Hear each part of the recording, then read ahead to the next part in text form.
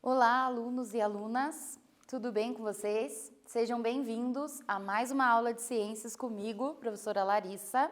E nesta semana nós temos a semana de revisões, né? Então nós estamos perto aí do fechamento do trimestre, para a maioria de vocês, né? Que as escolas são trimestrais. E nós fazemos na escola, como vocês sabem, né? Aqui não seria diferente, aquela retomada, aquela revisão para a gente relembrar algumas coisas importantes, né? Que nós trabalhamos juntos ao longo dessas aulas. E aí, nós elencamos então para vocês alguns conteúdos que muitos de vocês demonstraram dificuldades e que nós trabalhamos lá no início das nossas aulas EAD, né? Quando a pandemia teve início e as aulas foram suspensas, tá? Então a gente vai resgatar um pouco desses conteúdos, vamos ver se vocês lembram, né? E vamos fixar bem eles, tá? Então vamos lá, dar início, né? Nós vamos revisar nesta aula a questão de energia. Lembram que nós falamos bastante sobre isso, né? Então, quais são os objetivos dessa nossa aula? Conhecer e distinguir os diferentes tipos de energia que existem, as fontes de energia e também conhecer algumas transformações que acontecem. E também falar de uma questão bem importante, né, que são algumas vantagens e desvantagens desses diferentes tipos de energia. Relembrar, né, tudo isso que nós já falamos em aulas anteriores, ok?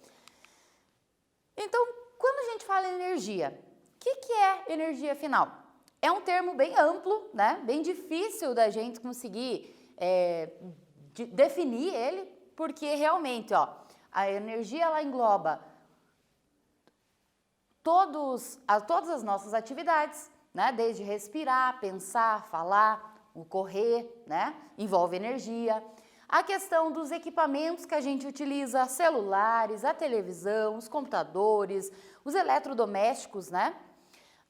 Até um cortador de grama, um refrigerador, o banho quentinho, né? Essa água quentinha envolve também energia e todos os fenômenos naturais, todos os fenômenos que regem a própria vida, né? Então, tudo que nos cerca envolve energia. Por isso que eu disse, é um termo muito amplo, tá?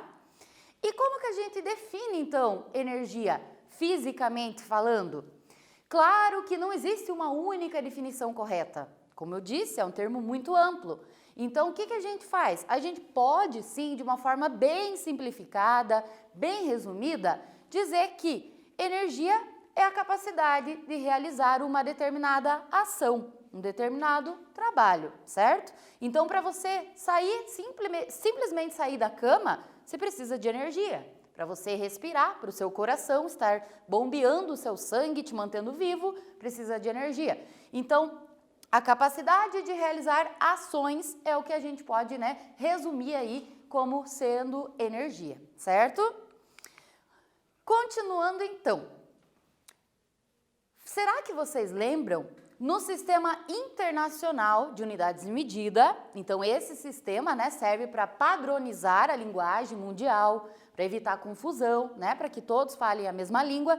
Então, nesse sistema internacional, será que você lembra qual é a unidade que mede, que verifica a energia? Vamos ver. Metros por segundo? Quilômetros por hora? Joules ou calorias? E aí? Responde aí rapidinho e a gente já volta a corrigir.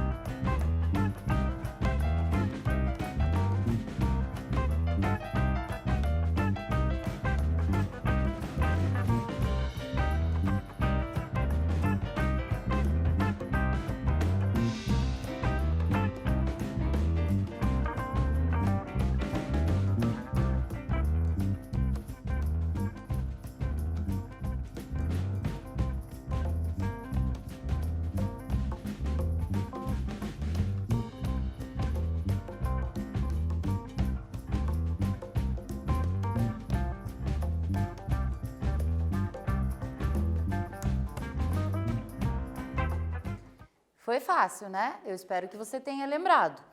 Então, a quantidade, né, a energia no sistema internacional, ela é medida em joules, tá? Embora aqui no Brasil a gente utilize sim calorias bastante, tá? Mas no sistema internacional é joules. Você lembra onde que a gente utiliza essa medida de energia em calorias? Nos alimentos, né? Lembra que a gente falou numa das nossas aulas lá? Então, só você olhar no rótulo, né, você vai ver lá que contém quantidade de calorias, quer dizer, a quantidade de energia naquele alimento, certo? Continuando então, nós vamos relembrar então as formas de energia, os tipos de energia, tá? Que nós falamos, então aqui é uma revisão. Eu aconselho que, né, você volte, vai lá, acesse o YouTube, lá na pastinha da turma de vocês, revejam as nossas aulas, né? E aí você vai ter detalhes, mais detalhes sobre cada um desses tipos. Mas agora a gente vai relembrar eles então. Então, energia cinética, a gente vai falar da potencial, da térmica, da elétrica, da luminosa, da nuclear. E lembrando um ponto bem importante, qualquer tipo de energia pode ser transformado em outro tipo. Então, transformações também podem ocorrer e a gente já vai ver alguns exemplos, beleza? Energia cinética, vocês lembram o que é? Sempre quando a gente fala em energia cinética, lembre-se, é aquela energia associada ao movimento. Por exemplo, nesta imagem, nós temos aqui a menina andando, né, de skate. O skate está se movimentando, a menina está em movimento, então a gente fala que ela apresenta uma energia cinética. O homem aqui jogando boliche, a mesma coisa, o movimento, né, que vai acontecer no lançamento da bola de boliche ali, é um tipo de energia cinética. Um jogador de tênis, a mesma coisa. Mais alguns exemplos aqui para nós. Um jogador de futebol, crianças brincando na gangorra, uma montanha russa, pessoas dançando ou até mesmo um relógio. Por quê? O movimento dos ponteiros, né? Se tem movimento, a gente já sabe que isso é energia cinética, tá? Então, para fixar bem aí, não confundir, lembre-se sempre, energia cinética é aquela associada ao movimento. E essa energia cinética, ela vai ser determinada por dois fatores, a massa e a velocidade. Quer dizer que tanto a massa quanto a velocidade vão interferir na quantidade de energia cinética de um corpo. Por exemplo, quanto maior for a massa, quanto mais matéria um determinado objeto, um corpo tiver, maior vai ser a sua energia cinética. E quanto maior for a velocidade, consequentemente, também será, né, maior a sua energia cinética. Beleza? Então, são esses dois fatores que vão estar interferindo nesta quantidade de energia cinética.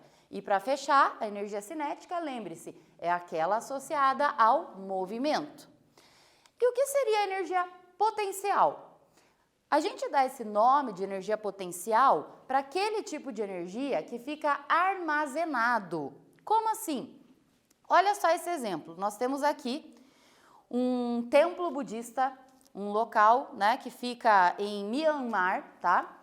E olha só essa situação, né, esse templo aqui. Ele é chamado de Rocha Dourada. Não dá a impressão que o apoio aqui é super sensível? Que a gente, se chegar aqui atrás, alguém empurrar, dar um empurrãozinho ali, vai fazer essa rocha rolar?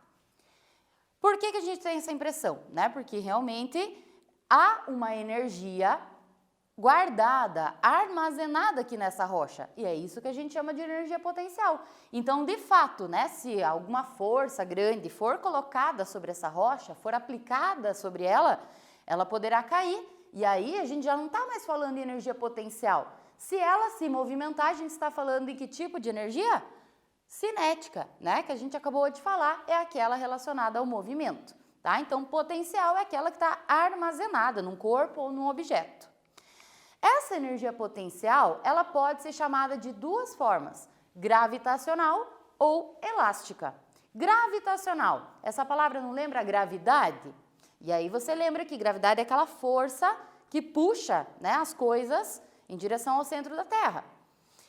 Eu coloquei essa imagem aqui, tá? Que muitas vezes a gente associa, já ouviu essa história, né? De que o Isaac Newton estava sentado, lendo um livro, debaixo de uma macieira, e a maçã caiu na sua cabeça, né? E aí ele ficou buscando entender por que ela caiu com força, né? De onde vinha aquela energia. Na realidade, a história diz que não foi bem na cabeça dele que caiu, né? Mas que ele observou essa queda e passou a estudar isso. Então, não somente o Newton, outros pesquisadores contribuíram para a gente conhecer essa força, tá? Que a gente não vê, mas sabemos que ela existe. Então, se eu pegar qualquer objeto, né, e lançar ele, a gente sabe que ele vai cair. Então, quando ele está parado, tem energia potencial gravitacional aqui. Ele está sendo puxado, né, ele será puxado em direção ao centro da Terra, certo? E se eu soltar? Se eu soltar esse objeto, ele vai adquirir um movimento. Aí já aconteceu uma transformação, que a gente fala em energia cinética, certo? Então, gravitacional é aquela, né, que está potencial, porque ela está armazenada, e gravitacional, porque ela vai agir conforme, né, a força da gravidade. E esse caso aqui é elástica. Essa é uma forma de energia associada, por exemplo, numa mola, tá? Aquela capacidade, né, de uma mola, de uma cama elástica, tá? Então, ela é uma potencial também, porque ela estava armazenada. Por exemplo, aqui no bungee jump, né, a hora que a pessoa salta, ela passa a se transformar em energia cinética. E elástica simplesmente por essa característica, né, de se comportar feito um elástico durante o movimento, certo? Então, cinética, relacionada ao movimento, potencial, aquela que fica armazenada e a qualquer momento pode ser transformada. E a energia térmica? Quando a gente fala em energia térmica, muitas vezes a gente lembra de calor, de temperatura, não é? E realmente tem a ver com isso. Lembram que quando a gente falou de calor, temperatura, nós vimos que o calor nada mais é, né, a temperatura nada mais é do que a agitação das moléculas, das partículas que constituem aquele corpo? Então, quanto maior o grau de agitação dessas partículas, mais energia térmica ali, certo? Então, agora nós vamos ver um exemplo muito simples sobre energia térmica, tá? Eu vou fazer aqui, olha só o que vai acontecer, né? Neste nosso experimento, tá? E aí vocês vão entender um pouquinho melhor sobre a energia térmica. Vamos lá?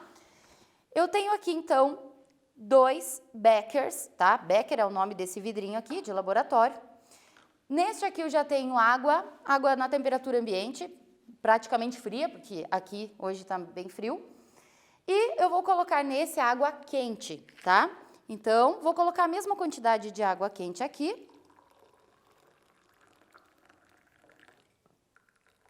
Agora, eu vou pingar corante. Vou pegar corante alimentício mesmo, tá? Que era o que eu já tinha em casa. Eu vou colocar algumas gotinhas de corante nos dois, tá? Umas 3 gotinhas. Olha o que acontece agora na velocidade com que o corante ele vai se dissolver aqui. Vocês estão vendo que com água quente, o corante está se dissolvendo muito mais rápido? Está se espalhando, a água está ficando toda azul, muito mais rápido do que aqui, no da água fria? Você sabe o porquê disso? É muito simples. A quantidade de energia térmica na água fria e na água quente, ela é diferente. Quanto maior é o grau de agitação das partículas aqui dessa água, mais, né, elas se movimentam e, consequentemente, o corante se espalha mais rápido. Então, na água quente tem mais energia térmica, tem mais movimento dessas partículas, por isso que esse fenômeno aconteceu, certo? Então, é um experimento muito simplesinho, só para a gente entender, né, o que seria a agitação térmica, né, a questão da energia térmica. Então, é aquela associada ao grau de agitação das partículas, ok? Continuando, então, e a energia elétrica? Você lembra sobre ela? Nossa, como nós somos dependentes dela, né? Até mesmo agora, para você estar me assistindo aí, me acompanhando, tendo essa aula, né? Somos prisioneiros dessa energia. Se a gente fica sem ela, como é difícil, né?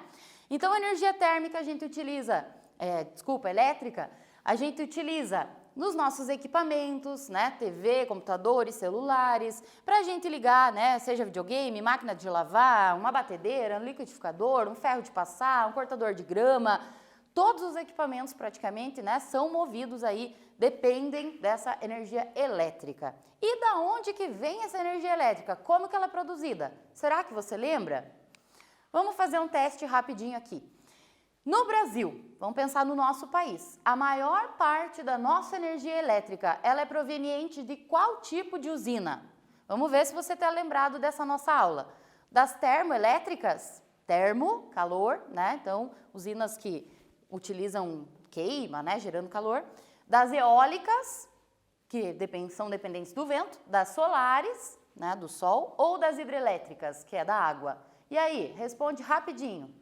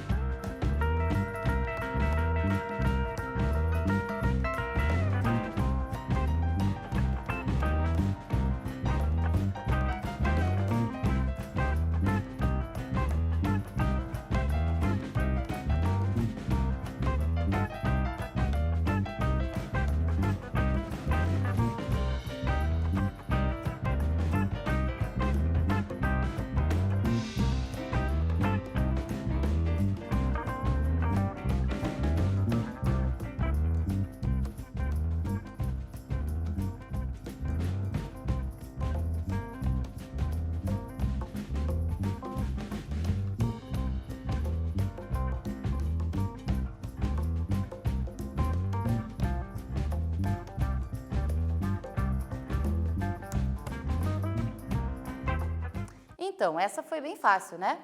A resposta são as usinas hidrelétricas. Nós temos um grande potencial hídrico, né, no nosso país e é por isso que a maior parte da nossa energia vem de lá, certo? Então aqui, né, coloquei uma imagem de uma hidrelétrica bem famosa, do nosso estado inclusive, né, que é a usina de Itaipu. E claro, não poderia deixar de tocar nesse assunto, não só o setor de energia, né, vários outros setores estão sendo afetados, como vocês estão acompanhando, mas vale sempre lembrar que economizar água é super importante, até porque a falta d'água afeta até mesmo a nossa produção de energia, né? E esse momento é delicado no nosso estado, então não só agora, sempre, mas principalmente agora, economizem água. Pessoal, e lá na hidrelétrica, como é que essa energia, através da água, ela é transformada em energia elétrica para nós? Como é que ela vai chegar lá na nossa casa na forma de energia elétrica? Vamos ver se você lembra a transformação que é envolvida aí? Térmica em elétrica? Cinética em elétrica? Química em elétrica ou potencial elástica em elétrica? Responde aí.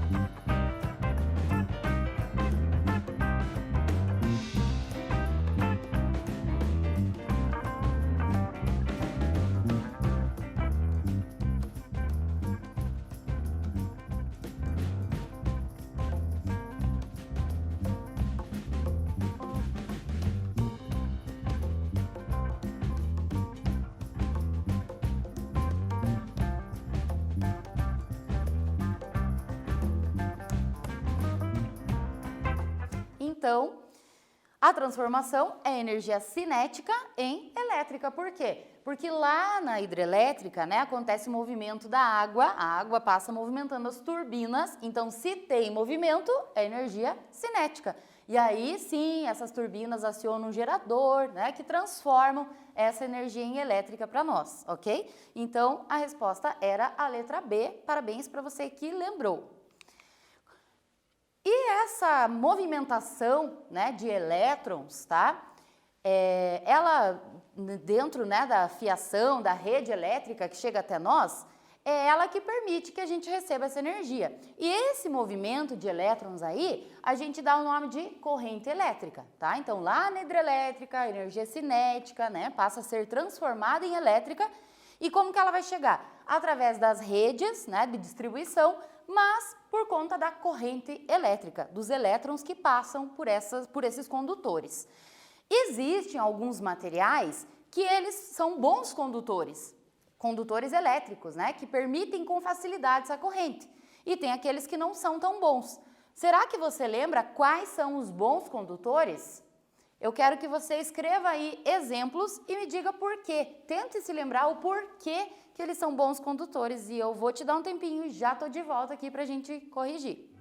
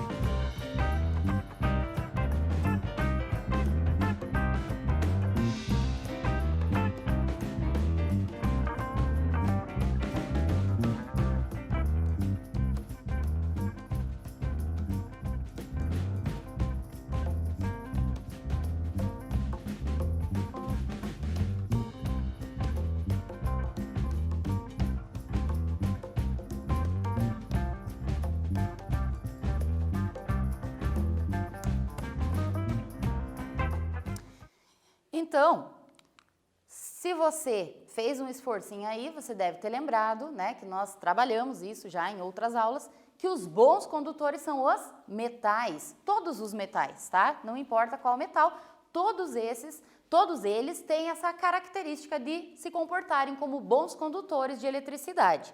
Por que isso? Então a ciência explica isso por conta de elétrons livres que eles têm, tá? Então na sua conformação, na sua estrutura, tem elétrons que conseguem se movimentar com muita agilidade. Por isso que eles são bons condutores, tá? Então alguns pesquisadores chamam essa característica de mar de elétrons, mas alguns livros trazem também como nuvem de elétrons. Tanto faz. O importante é você saber que, graças a esses elétrons livres, que se movimentam com facilidade, os metais são bons condutores. E é justamente por isso que toda a fiação da sua casa, da escola, né, é feita com fios metálicos, certo? Mas, né, percebam que os fios são isolados, então um material isolante para evitar, né, acidentes, enfim. Mas a fiação sempre é metálica, certo? E a energia luminosa, da onde que ela vem? A energia luminosa, né, geralmente ela está associada ao Sol, que é uma fonte de energia muitíssimo importante para nós aqui na Terra. Então, vários fenômenos, eventos que acontecem aqui na Terra são dependentes dessa energia. Agora eu trouxe uma questão aqui para você pensar um pouquinho. Que eventos naturais, que fenômenos naturais são dependentes dessa energia do Sol? E qual a importância deles? Então você vai pensar aí e anotar. Pelo menos um desses fenômenos naturais, desses eventos, você precisa lembrar. Pensa que é um fenômeno vital. Sem ele, a gente não consegue sobreviver, não conseguiria. Pensa, escreve aí, eu já volto.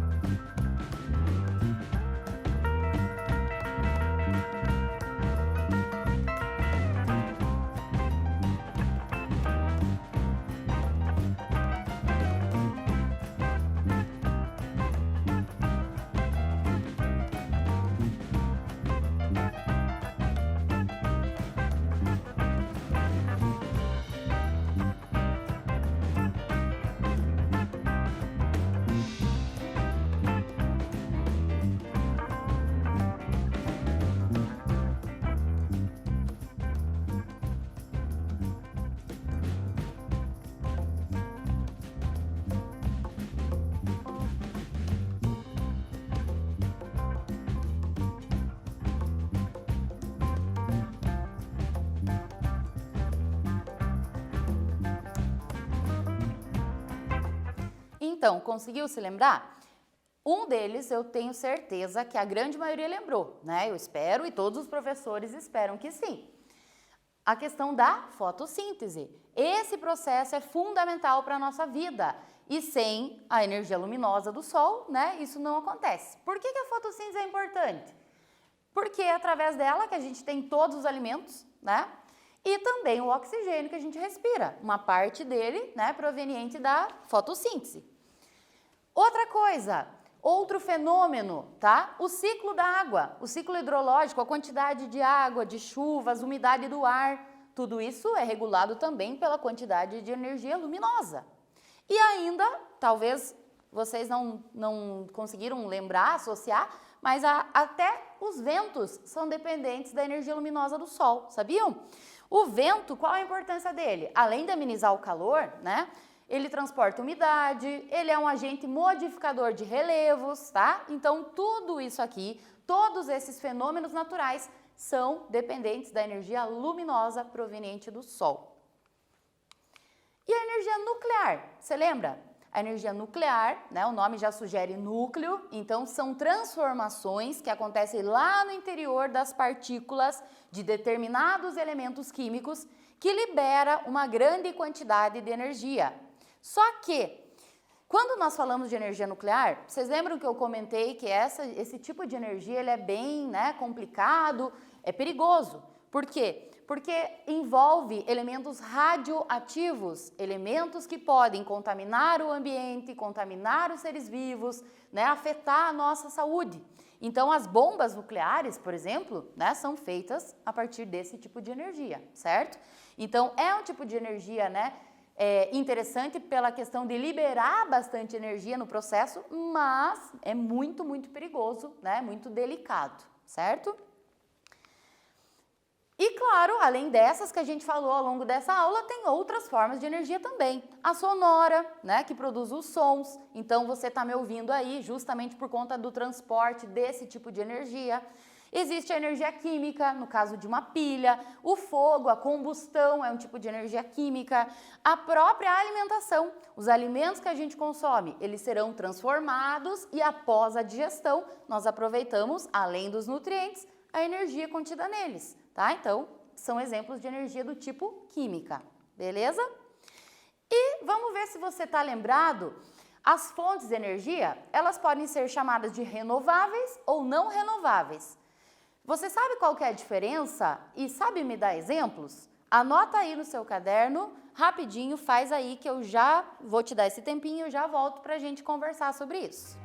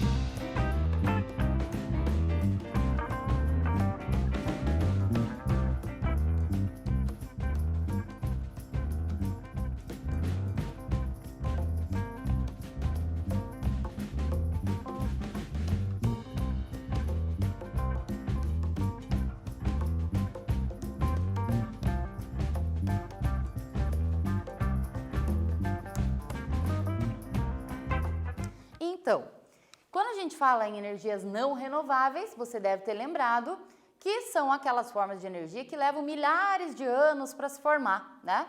E que podem se esgotar também. Esse tipo de energia é conhecido como combustíveis fósseis, justamente, né, porque a decomposição de micro-organismos, seres vivos do passado, né, um processo de milhões de anos ali, formou esse tipo de combustíveis. Então, o petróleo, o carvão mineral, o gás natural, né, são alguns que a gente utiliza bastante ainda. Mas, vamos lembrar aqui um ponto bem importante também. Os combustíveis fósseis, eles estão associados à intensificação, a deixar ainda mais intenso um fenômeno que é natural, tá? Mas que vem trazendo vários problemas ambientais. Foi assunto de algumas aulas recentes nossas. Será que você lembra que fenômeno é esse que eu estou falando? E quais são essas consequências? Então, é sua vez de responder aí no seu material e eu já volto aqui.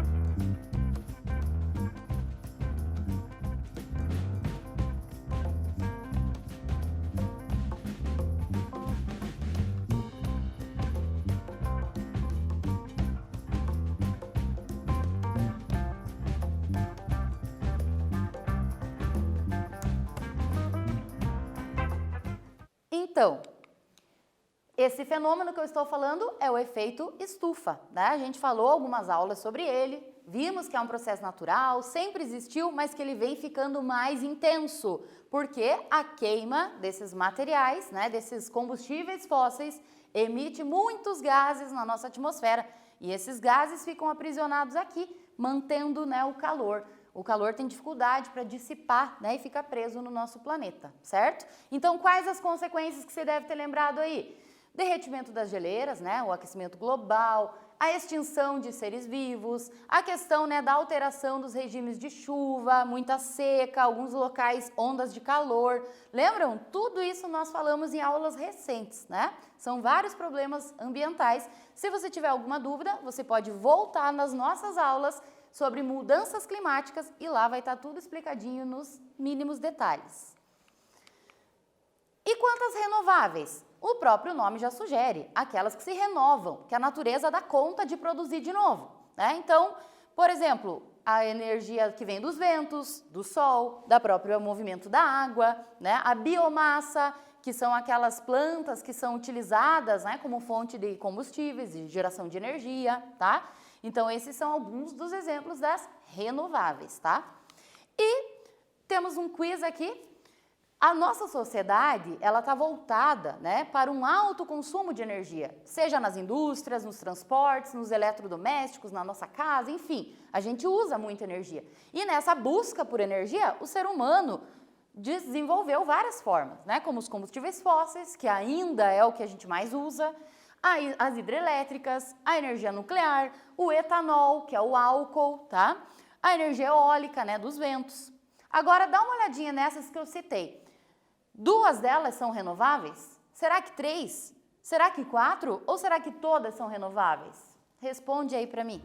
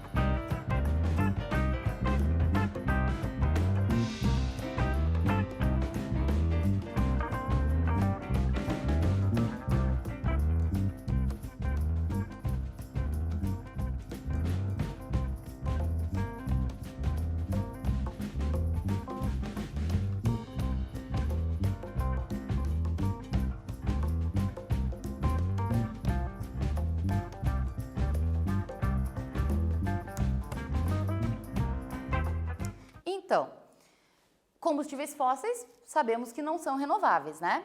Hidrelétrica é renovável porque é o movimento da água, né? Energia nuclear não é renovável. Etanol é o álcool produzido com a cana-de-açúcar, é renovável por quê? Porque podemos replantar a cana. E a energia eólica dos ventos, renovável também, né? Então, 3 eram renováveis. Então, muito bem para você que respondeu a letra B.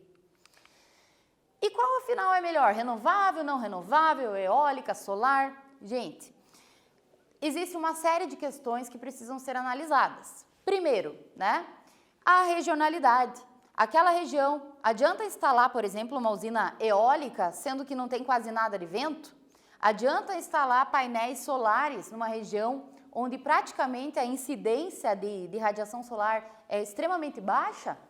Então, vários pontos precisam ser levados em conta, né? Mas é claro que, diante de tantas alterações no nosso clima, que nós discutimos nas nossas últimas aulas, nós sabemos que há uma necessidade muito grande de desenvolver tecnologias mais limpas, da gente investir mais em renováveis, tá? Então, do ponto de vista ambiental, é muito melhor. E nós vamos caminhando para o fechamento dessa aula. Eu trouxe aqui uma super dica para o final de semana de vocês. Eu sei que durante a semana vocês estão cheios de atividades, de aulas para assistir, de materiais, né, para pôr em dia, tá? Então deixa para o final de semana, convida a família e assiste esse filme aqui. Se você já viu, assiste de novo, agora com novos olhares, tá? Esse filme, O Menino que Descobriu o Vento, está lá na Netflix, disponível, tá?